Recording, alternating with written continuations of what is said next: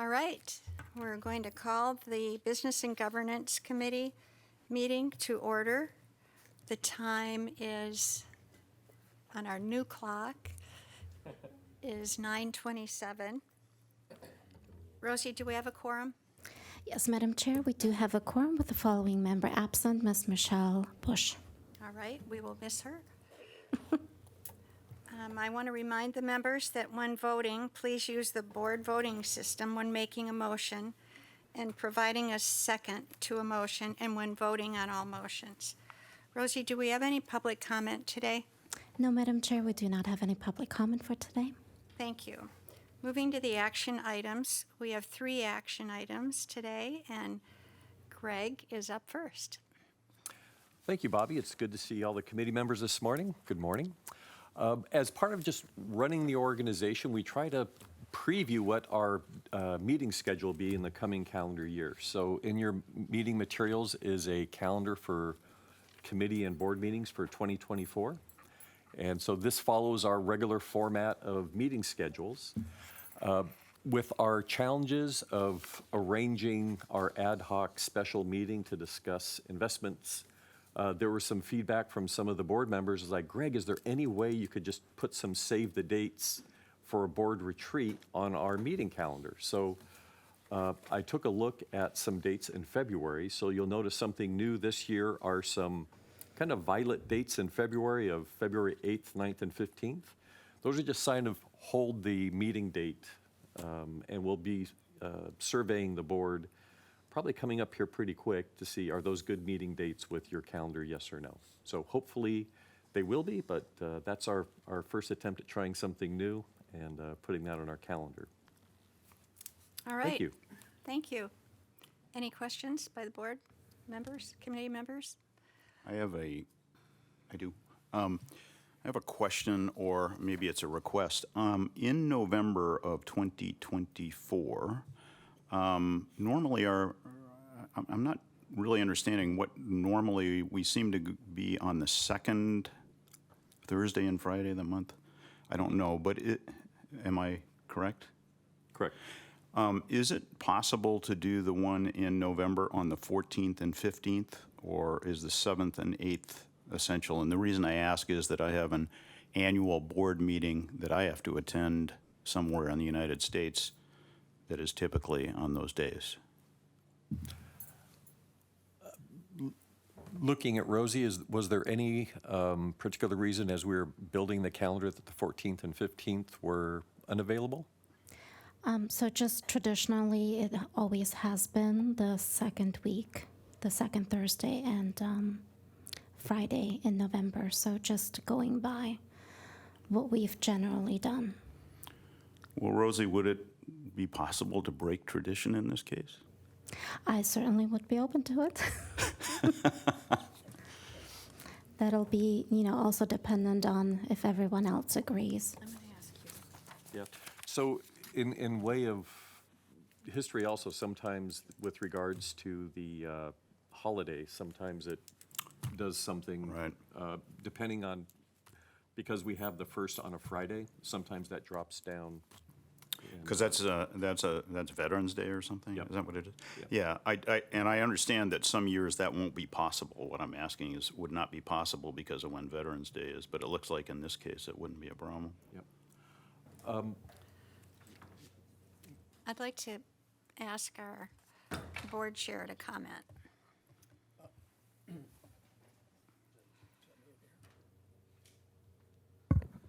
Yeah, I have no problem with the change if it meets with approval, but I think we probably need to take it to the board, see if there's any conflict of interest. So. Yeah. I don't think that impacts any other holidays that we've got coming up. Do you? Greg, do you have any? Yep. Yeah, I'm sorry. Sarah? Sarah? Okay. I think as of right now, if we're talking about that next Thursday, Friday, the audit committee meeting is currently scheduled for the 17th. So we're talking about the one in between? 22nd. Oh, the audit committee. We moved that. Are we talking about 2024? Yeah. Yes. Got it. Okay. Thank you. Just wanted to make sure we weren't double booking. Thanks. Yeah, what we can do is, if it's the will of this committee, we can recommend the board adopt the calendar with the revision of moving the November dates from 7/8 to 14/15. All right, do I hear a motion?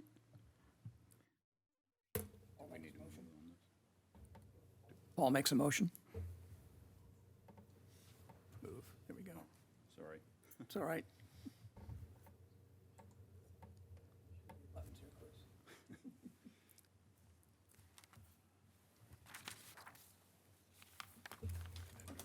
And with all votes in, Madam Chair, this motion passes 5-0. Okay, great, thank you. Moving on to item number 2, staff's recommendation to issue an RFP for fiduciary counsel services. Johnny? Thank you. Good morning. So in 2020, the board retained Harvey Lederman to serve as fiduciary counsel, and he's done an excellent job, in my opinion. After 50 years of practicing law, though, he's decided not to help us actually retire at the end of this year. And even though Reed Smith, the firm that he works with, has excellent counsel, staff recommends the board might want to issue an RFP to see if they want to stay with Reed Smith or see what other fiduciary counsel is available to help this board. To that end, you have staff's recommendation to issue an RFP for fiduciary counsel. If the board decides to do that, I think there are a few options, and staff doesn't really have a recommendation which way to go. We just want to support the board in its decision and process. As part of your material, you'll see that we've drafted an RFP. That's a take it or leave it or amend it any way you want, but staff is fully capable of issuing that RFP on Friday. We've already prepared to advertise in pensions and investments, posted on 2 a national and a state trade organization for public pension attorneys, as well as our website. So we can direct that issuance of an RFP. An alternative might be that this committee or the board might want to create an ad hoc committee of its board members to draft that RFP the way the board feels it wants drafted, or some combination of that or other action. Well, given the options, I think the last time we did this, staff drafted the RFP, and then we formed an ad hoc committee. Is that how it worked? And I thought that worked pretty well. How should we go forward with this today? We should take it to the board. I will give you my recommendation is lean heavily on your staff. So, delegate to staff to create the RFP, and then have the ad hoc committee look at the RFP, and then interview candidates and make a recommendation to the board. I think that's a great suggestion.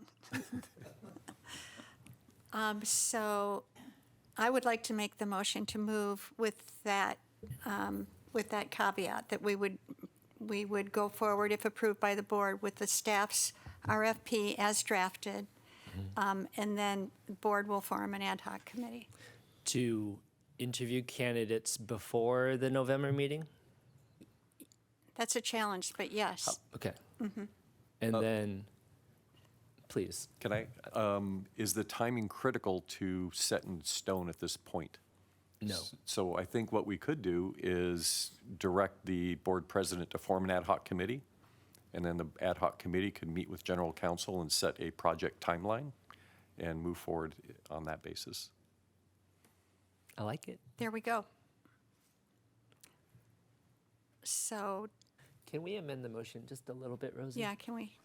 So, yes, if you'll let me know how you would like me to change it. Would you give me a minute while I wordsmith this? Right, if you want.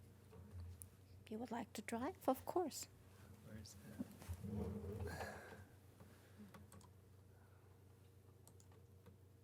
We have a new board secretary.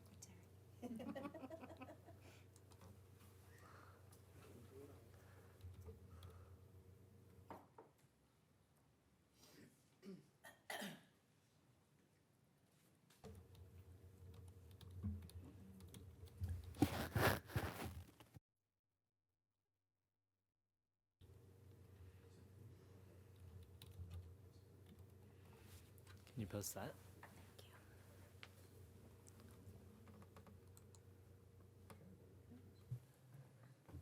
Bobby, does that capture your motion okay?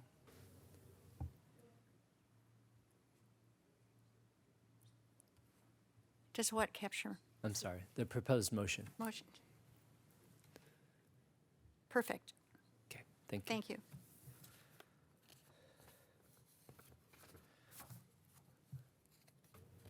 Are they ready to vote? I need a mover. Excellent.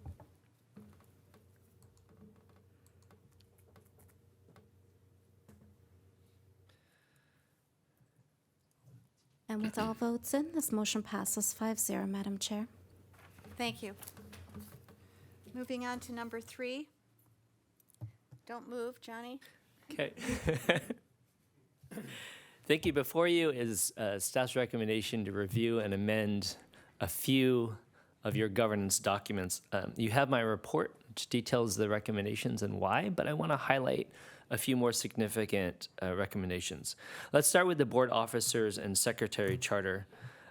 So through this policy document, the board has given the board president the authority to appoint chairpersons to a standing committee as well as board members to each of those standing committees.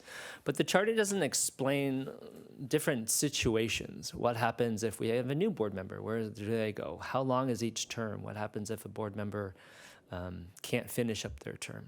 So staff is recommending a little more detail to that to give the board president the authority to appoint chairpersons and board members and remove them at the board member's discretion. I think that change also helps with something that happens rarely, but it does happen, is that a committee may lack a quorum to have a meeting, and that's disappointing for the staff and everyone who's prepared for that meeting. A solution to that would be to give the board president the ability to temporarily appoint a different board member to that committee to serve and meet that quorum so the committee can continue its business. Let me move on to the next governance document I'd like to talk about, which is the process on board member elections. So that's the process for the election of the 5 elected members of this board. Those 5 elected members are created by the city charter. That's something that SDCERS can't touch, can't change on its own. And the charter provides that one of those elected seats is a fire safety member's seat. Interestingly, the city's lifeguards are under the fire department at this point. So there's a question of whether or not a city safety lifeguard could run and be elected to the fire safety member's seat. Thank you, Mr. Brewster, for bringing up the issue. We had asked the city attorney's office about the issue, and the city attorney issued a statement that they believe because of this, city lifeguards are under the fire department, it would be appropriate for a city lifeguard to run and be elected to that fire safety member's seat. So we'd like to recognize that opinion and amend the process accordingly. Just to be clear, we're not creating any new seats. It would be either a fire safety member, so on a fire, let's just say a firefighter, or a lifeguard that would be in that seat. Questions about that?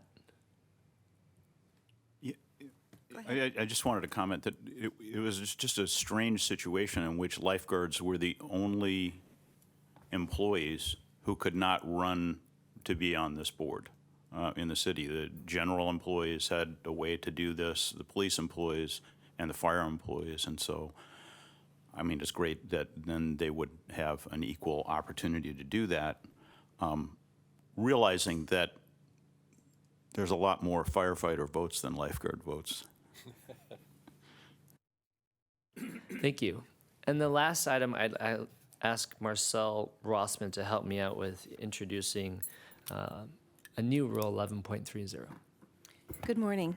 So this rule is a request to add some rules around when we have a member who has gotten divorced and they are paying a portion of their benefit to their former spouse.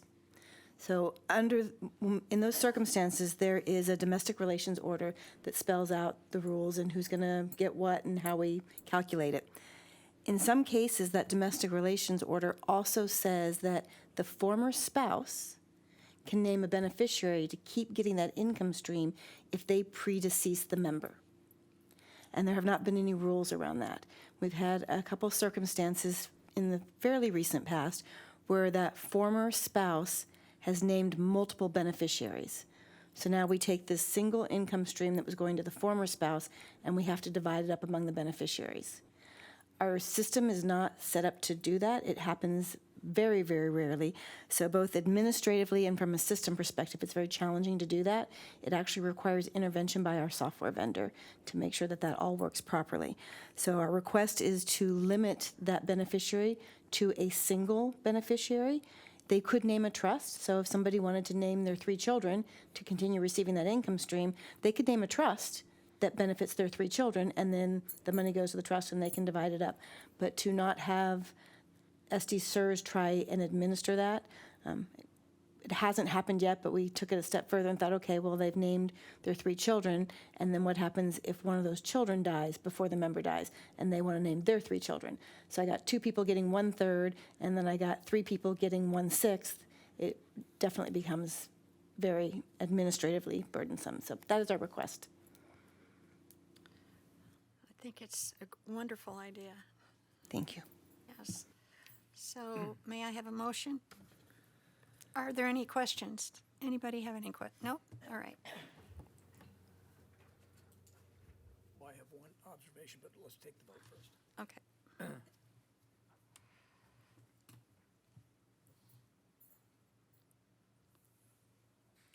And with all votes in, Madam Chair, this motion passes 5-0. Johnny, before you take off, do you have a list of all the policies that are coming up for renewal over the next several years? Yes. Is that something you could publish for the board, so at least we have visibility on what's coming up for review? I know you change these occasionally depending on the importance at any given point in time, and may have a new rule that comes up, which is fine. I'd just like to understand what's coming up in the future in terms of how we cycle through these. Sure. Thank you. I will do that. All right, that takes care of all the action items. On to the reports. Member Services, Jessica Taylor. What a big month you had. Good morning. My name is Jessica Taylor. I am SDCERS Communications Manager and currently serving as the Acting Member Services Director while Cynthia is finishing her special project. You may remember that Victoria Fedelizo, who is behind me somewhere, was speaking in this role at the last meeting in July, which I think just proves that it takes 2 staff members to fill Cynthia's shoes. That's great. So I won't take up too much of your time reiterating the information that you've already seen in the Member Services Division report, but I do want to provide a few verbal updates just to supplement the report. First, we are excited to announce that as of September 2nd, the recently created Supervising Retirement Counselor position has been filled by Sarah Levy. Sarah has worked for SDCERS for almost 9 years, and she has been a retirement counselor for about 4 of those years. In her new role, Sarah will continue in her position as a retirement counselor. She'll still counsel members, but she will also supervise the other 2 counselors. She will train any new counselors that we hire in the future. She will also assist in member account corrections and participate in our internal processes to improve IRIS, our SDCERS pension administration system. I would introduce you to her now, but unfortunately she has back-to-back counseling appointments this morning, so she is unavailable. But we are excited about this new role. This is the first time that we've had an official lead in our counseling section of Member Services Division. We are still working to fill the opening in the call center. We've received about 9, actually I think it's 12 now, applications so far. We plan to hold interviews, I think within this month, so by next month, hopefully, we will have news of a new team member. Second, our division report talks about how one of our retirement counselors, Surma Valenzuela, received an Employee of the Quarter award in the last quarter of fiscal year 2023. What the report does not mention, because it hadn't happened yet, is that in August, our call center supervisor, Selene Rodriguez, received the Employee of the Year award. Oh, very nice. We're very proud of her. Selene has been an invaluable asset to the Member Services Division, and we are extremely proud of her for receiving this recognition. Finally, I am pleased to report that all of the annual member statements, which go to all active and inactive and deferred members, everybody who has contributions on account with SDCERS, so hasn't retired yet or entered drop, it is an annual document that goes out to all of them via mail, usually by the end of July or early August. They went out a little bit later this year, but they did all go out by the end of the month, along with our summer 2023 newsletter, which is also available online. And unless there are any questions, that concludes my report.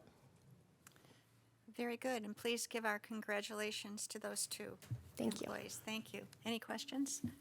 Jessica, I just wanted to comment that the Scoop newsletter that came out a month ago or whenever, at least it's online, was absolutely fantastic. Thank you. And I say that because it gave really practical, valuable information, both to active members and retired members, that they really need to make important decisions. So I circulated it right away to the two retiree associations, and people were really appreciative of the information they got. So it was really news you can use, and in some cases for active employees to make major life decisions. So I think you helped a lot of people in the way you put that together. So thank you. Thank you very much. Anything else? Thank you. Thanks. Marcel? Good morning. I have 3 updates to add to what you have in my report. Wanted to give an update on retiree health. So as you know, the city had issued an RFP for services to take over those functions. They did receive 1 qualified bidder, and there's a kickoff meeting, an internal kickoff meeting happening soon that Sandra will be part of. She is also going to be on the evaluation committee, and Mike Bresnahan from REA will be on the advisory committee. So the advisory committee is able to participate in the interviews, give comments, but they don't actually score whether or not the vendor would get the contract. Also wanted to give you a quick update on Prop B. We are still working on some of those Phase 2 stragglers. We actually have a meeting with the city next Wednesday where we're hoping that we have identified all of them and can start knocking off our list. These are the ones that have very complex issues that just take a lot of time to go through. We also have Phase 3 that is still in progress. I think at the last meeting, I told you there were 1,965 people on that list. It's actually now a little over 2,000. So I got the initial file from the city, sent it back to them with some comments. Through this review of Phase 2 stragglers, we've identified some additional members. So waiting for that information back from the city, and then that will go to Chiron to go out in letters to those Phase 3 former employees. Those are people that were employed by the city during Prop B, but separated service before July 8th of 2022. And then the last thing that I wanted to let you know is I thought I might have to skedaddle out of this meeting in the middle of it. We've talked in the past a little bit about the airport authorities' plan to their proposal to amend their plan. What they would like to do is amend their plan so that their unrepresented members, their new unrepresented employees, have the option to either join the DB system or join the DC system. And the default would be that they would go into the DC system. Their unrepresented employees is about half of their staff. It's about 200 of their 400 employees. This would only be for new employees. You can't go back and retroactively do that. But they have their board meeting going on at the exact same time as ours. And so that is one of their agenda items that I will go and be there to support them in case they have any questions. But so far, they are so far behind on their agenda. We're good. So happy to answer questions on any of those 3 topics or anything else in my report. I wanted to tell you that I really appreciate the timeline that you have in your report. And what a wonderful thing for going forward, a historical document. So thank you very much for keeping this thing up to date. And it's always, I read it every time I see it. Thank you. And I'm always overwhelmed with with everything that you've accomplished. Thank you. I appreciate that. Thank you. All right. Any questions for Marcel? That board meeting should be interesting at the airport. I think it will. They just, it's item 18 on their agenda. Wow. So we've got a little ways. Yeah. All right. IT.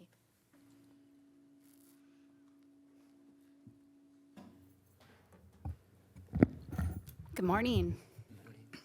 Good morning. Ensuring our software solutions, operating systems, and network devices are patched and kept up to date is a key defense in our IT strategies to reduce risk of our infrastructure. I'd like to recognize some accomplishments of the team since my status report was provided. A project led by Norma Frank, our application services manager. The Iris server environment was recently updated to current operating systems. Sounds like a minor task, but it's not.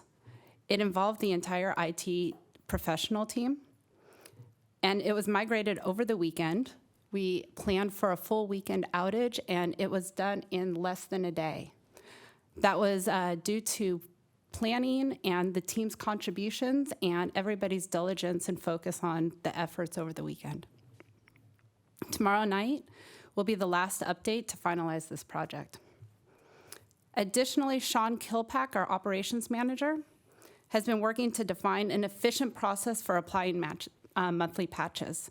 SDCERS has always been compliant and kept up to date with patches, but Sean has worked with the team to streamline this process and create a more efficiency. Getting servers, desktops, laptops, phones, iPads all updated in a timely manner is daunting. In August, the team had 99% of the network devices updated within 30 days of the release date of patches. That's remarkable. IT and cybersecurity is not a 9-to-5 job. In fact, most of our work is behind the scenes and after hours. I want to thank our embedded team for the efforts during and after business hours to ensure the security and integrity of our infrastructure. This concludes my updates, and I'm happy to answer any questions.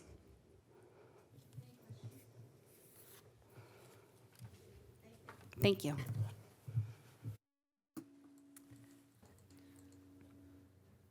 Ted, how's it going? How's your life? Busy. Yes. Are the auditors here? Not on site, they're working remotely. Yeah.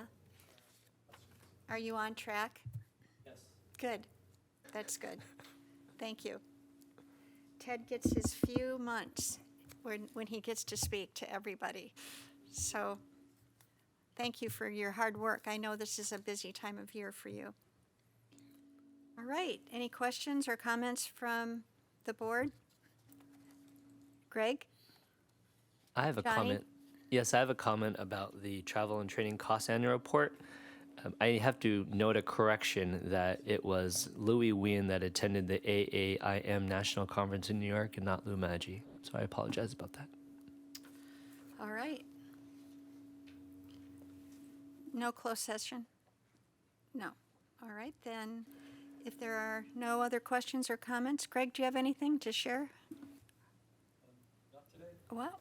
Whoa, what?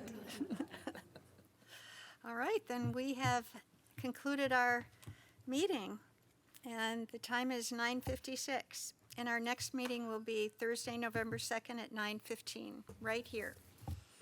Thank you.